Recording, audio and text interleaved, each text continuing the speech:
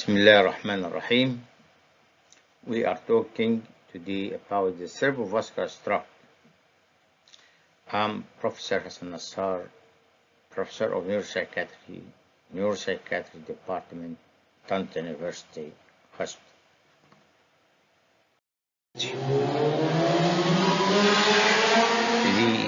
The objective of this lesson to understand definition of stroke and subtypes. Secondly, know the etiology and risk factor of stroke. Thirdly, pathogenesis. Fourthly, clinical picture, possible investigation of post-ischemic and hemorrhagic stroke. The diagnosis, differential diagnosis, and treatment will be discussed later. The frame of this lecture: introduction, definition and types, ischemic stroke, etiological factors, risk factors, clinical picture and investigation. Similarly, hemorrhagic stroke, etiological, risk factor, clinical picture and investigation. Introduction. The cerebrovascular disorder is a major health problem. Apart from its immediate mortality, it also causes serious physical disabilities among the living survivors. Stroke is the fifth leading cause of death in US, with an overall prevalence of 2.6% in those over 20 years of age. The incidence of the cerebrovascular is about 100 to 300 per 100,000. Some basics information. The adult brain weighs about 1.5 kilo, about 2% of the total body weight, receives 20% of the cardiac output and about 20% of the total inspired oxygen. This rich blood supply is delivered from two internal carotid, which is the anterior circulation, and two vertebral arteries, posterior circulation, which anastomose at the base of the skull to form the circle of Wells. The internal carotid artery gives two terminal branches, the anterior and the middle cerebral arteries, and the vertebral arteries form the basilar artery and give a terminal branch, which is the posterior cerebral artery. This diagram shows the internal carotid artery, the anterior circulation and the posterior circulation. The anterior circulation, which is the internal carotid, terminating into anterior cerebral and middle cerebral artery. A dot is the posterior circulation, which is formed by two vertebral arteries unite together to forming the basilar artery, terminating into the posterior cerebral arteries. Along their courses, it gives branches to the adjacent structures. This is anteroposterior view. This is the lateral view.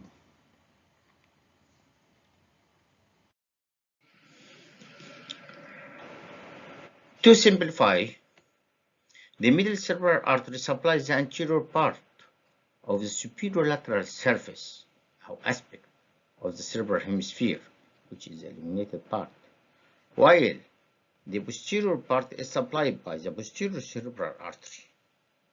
The rest of the posterior part is supplied by the vertebropatellar system. The anterior cerebral artery supplies the medial aspect of the cerebral hemisphere, while the posterior part is supplied by the posterior cerebral artery, and the rest of the dark one is supplied by the vertebrovascular system. This is a view of the base of the skull, demonstrating the arterial supply of the brain, which is formed again from the two vertebrae unite together to form the basilar artery, give two terminal branches the posterior cerebral artery. And this is the internal carotid artery, which is terminated into anterior cerebral artery and middle cerebral artery. The two anterior cerebral artery communicate with each other through the anterior communicating artery, while the anterior circulation communicates with the posterior circulation through the posterior communicating artery, which is from the middle cerebral to the posterior cerebral artery, and this forms the circle of Wells. The circle of Wells to ensure this communication, to ensure good blood supply to the brain. If one artery is occluded, it continues through other branches. Now about the definition. What is stroke? Stroke is a rapidly evolving clinical science of focal or global disturbance of cerebral function, with symptoms lasting 2 hours or longer, with no apparent cause other than of vascular origin. Stroke usually refers to either to cerebral infarction or to non-traumatic cerebral hemorrhage. The ratio of infarction to hemorrhage is about 4:1. The stroke subtypes is either ischemic or hemorrhagic. Ischemic is much higher than the hemorrhagic one. It represents about from 82 to 85%, while the hemorrhagic one represents about 15 to 20%. The hemorrhagic one, either intracerebral hemorrhage or subarachnoid hemorrhage. Intracerebral hemorrhage about 15%, while the subarachnoid hemorrhage about 5%. This diagram, this illustration shows that this is on the left side, show occlusion of the artery from within, leading to area of ischemia, which the central part is the infarct pore, while the peripheral part is the ischemic area that is still viable for some time. On the right side, this is a rupture of the artery leading to hemorrhage. Hemorrhage either extend into the cerebral hemisphere, the intercerebral hemorrhage, or extend on the surface of the brain, what is known as subarachnoid hemorrhage. We now talking about ischemic stroke. The classification that is based on the stroke mechanism. The etiological classification. Number 1, large artery atherosclerosis. Second, cardioembolic. The third, small vessel disease. Fourth, others. And lastly, unknown or cryptogenic. Large artery disease, whether intracranial or extracranial atherosclerosis. Cardioembolic is common. Atrial fibrillation, myocardial infarction, paradoxical impulse, left atrial myxoma, and other diseases of the left atrium. Small vessel disease leading to lacunar infarction.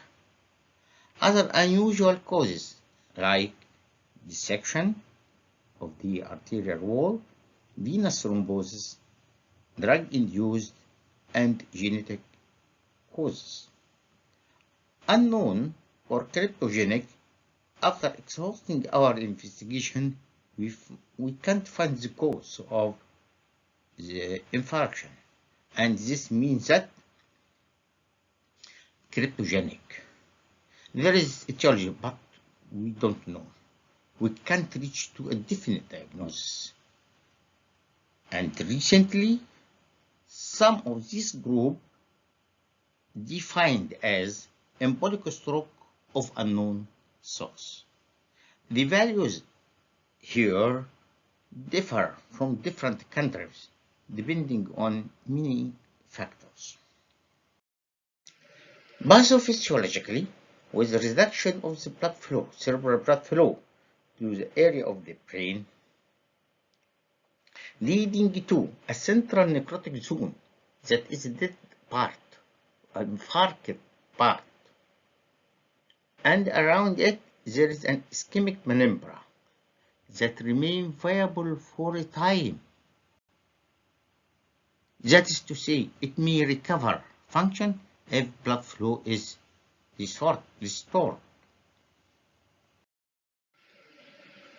This diagram shows that the relationship between the cerebral blood flow and the time of arterial occlusion.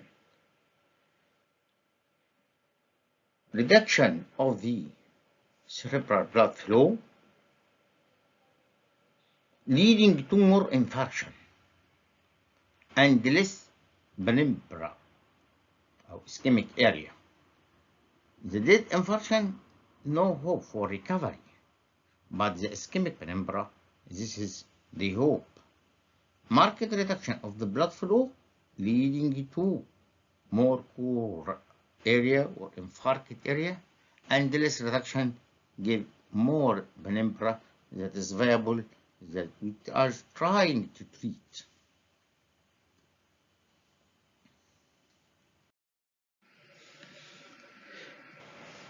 We come to the risk factor of the cerebral stroke. There is non-modifiable risk factors, which are male age, male gender, race, and genetic factors.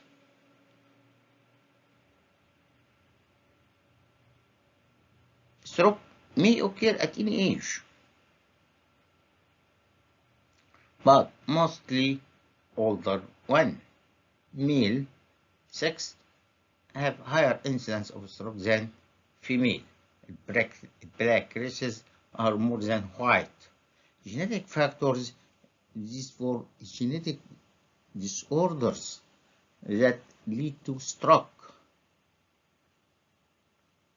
These factors, we can't manage it, but what can we manage is the modifiable risk factors that lead to stroke.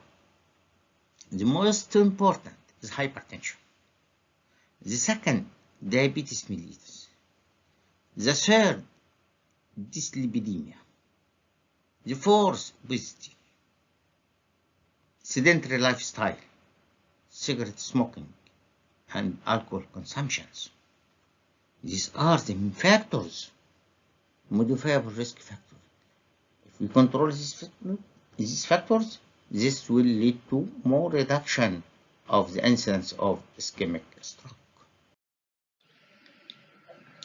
Clinically, it may affect the anterior. About the clinical picture depends on the site of the affected vessel. For the anterior circulation or recurrent ischemia, it may lead to hemiparesis or hemiplegia. Hemiparesis means weakness. Hemiplegia, inability to move the side. Hemihypoesthesia. Thirdly, language and speech disturbance if the dominant hemisphere is affected. Fourthly, poor vision or blindness. Fifthly, seizures may occur and sometimes headache. This is as regards the anterior circulation. As regards the posterior circulation or the vertebrovascular system, it supplies the posterior part of the cerebral hemisphere, the brainstem and cerebellum, and will lead to various manifestations, including double vision or manifestation of other cranial nerve affection, such as dysarthria and dysphagia, due to affection of the cranial nerve nuclei. Secondly, disturbed conscious level, due to affection of the central reticular formation. Thirdly, blindness or visual field defect, due to affection of the visual cortex in the posterior part of the cerebral hemisphere. Ataxia and vertigo, due to affection of the cerebellum or brainstem connections. Lastly, hemiparesis, if it is unilateral affection, or quadriparesis in case of bilateral affection of the brainstem.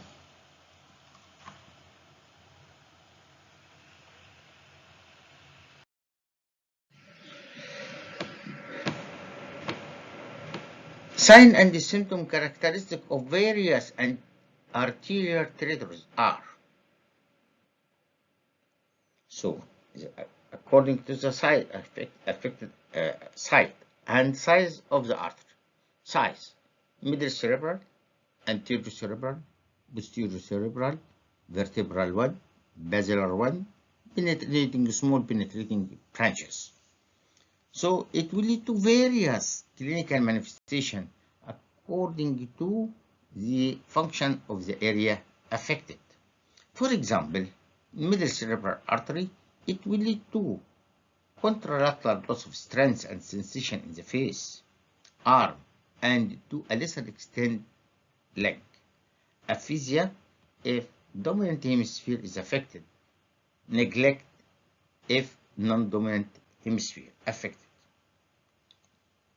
The anterior cerebral artery will lead to contralateral loss of strength also and sensation in the leg and to a lesser extent in the arm, as it supplies the leg area more. The posterior cerebral artery lead to contralateral visual field defect and possibly confusion and aphasia if dominant hemisphere. And so on.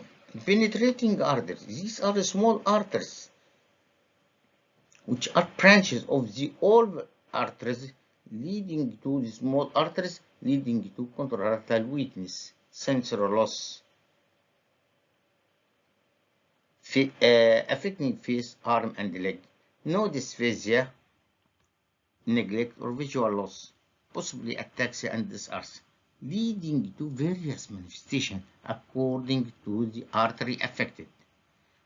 Vertebral artery and head posterior circulation, vertebral and basilar artery, vertebral artery, for example, posterior inferior cerebellar artery will lead to ataxia, dysarthria, dysphagia, ipsilateral sensory loss of the face, and contralateral sensory loss below the neck, اللي هي crossed hemiplegia أو crossed sensory phenomena.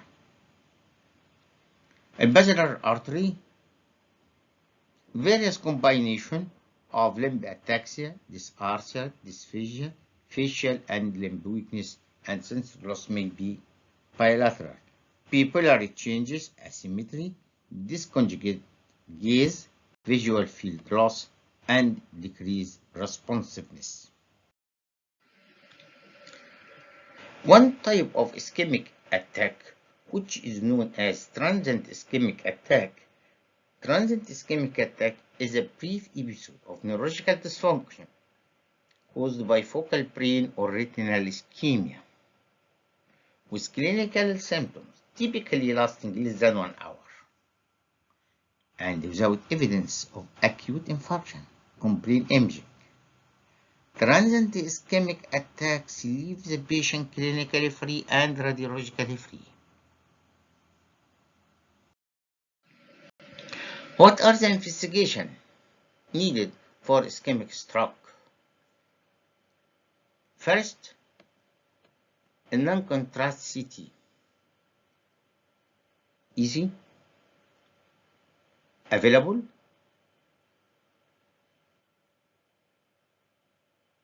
Non-contrast CT done initially to exclude intracerebral hemorrhage and other pathologies. To complete, we will do CT perfusion.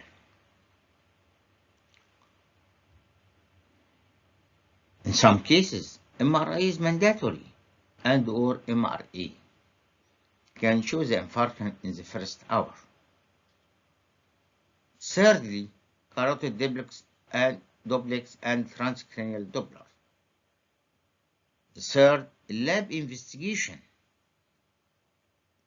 Complete blood count, ECR, integrated value, lipid profile, blood sugar, renal and liver function. These are routines that should be done for every patient.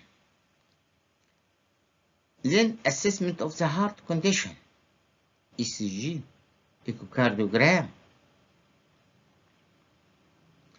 Lastly, other investigation according to the possible etiology. This CT show infarction due to occlusion of the middle cerebral artery, complete occlusion of the middle cerebral artery, leaving the anterior part which is supplied by the anterior cerebral artery and the posterior part which is supplied by the posterior cerebral artery. This is due to occlusion of the right middle cerebral artery.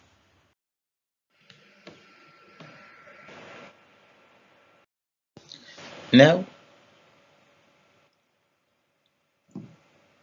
we will discuss the hemorrhagic stroke, which is the second part of this lecture. Two types of non-traumatic intercerebral intracranial hemorrhage, which is intracerebral hemorrhage and subarachnoid hemorrhage. Is there other hemorrhage? Yes. Subdural hemorrhage and epidural, and mostly due to traumatic brain injury. But here we will discuss the intracerebral hemorrhage, a non-traumatic one, and subarachnoid hemorrhage, non-traumatic also. Cerebral hemorrhage. Classification of intracerebral hemorrhage that's based on the etiology. Number one, primary intracerebral hemorrhage is caused by arterial hypertension, hypertensive vasculopathy, which is the commonest one. To a less degree, the cerebral amyloid angiopathy. This is the primary intracerebral hemorrhage. Secondary intracerebral hemorrhage, the causes of intracerebral hemorrhage are numerous. Common structural causes including vascular malformation, tumor, hemorrhagic transformation of ischemic infarction, vasculitis, cerebral venous thrombosis. The second, common medical causes including infection, coagulopathies, and tymphatomimetic drug use.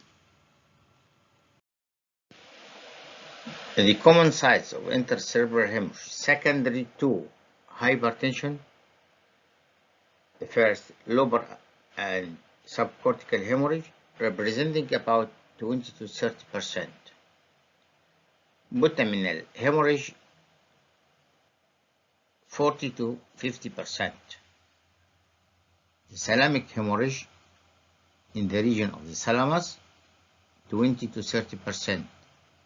Pontine hemorrhage 8%. Cerebellar hemorrhage about 8%.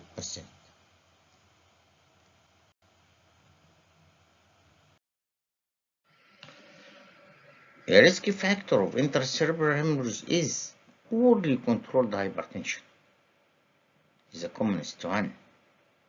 Is there other causes? Yes. bleeding in tumor, trauma, blood disorder, blood vessel disorders like arteriovenous malformation and vasculitis. Sudden onset. Usually it occurs during activities, presenting headache, vomiting, disturbed conscious level, and focal neurological signs according to the site of bleed, seizures, and features of raised intracranial tension may occur. By investigation, CT is superior to MRI in acute intracerebral hemorrhage. CT show ganglionic hemorrhage in the region of the ganglion. It is localized. Lab investigation to assess the causes and risk factors. The second type of intracranial hemorrhage is subarachnoid hemorrhage.